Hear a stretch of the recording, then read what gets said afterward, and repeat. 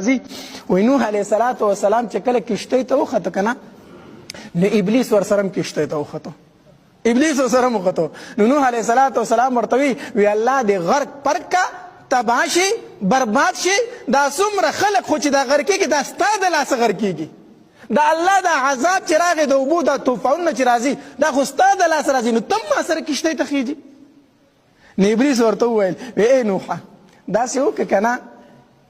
چې زه د دنیا ټول خلک چې تباه کوم او دوکه کوم که نه نو په 5 کارونو په څو کارونو صرف په 5 کارونو غر کومه نو 3 کارونه به پکې تا ته وښیم او ما د ځان سره پرېږده 3 کارونه به درته وښیم چې په دې ما ټوله دنیا تباه کړه غرقه مې کړه انسانان مې دوکه کړو په دې کې به تا ته 3 وښیم او ما د ځان سره به دې کشتۍ کې څه کا پرېږده الله تبارک وتعالی وحی وکړه نوح علیه السلام ته وی ابلیس ته شیطان دی اوس در سره چل کوي اوس در سره څه کوي چل کوي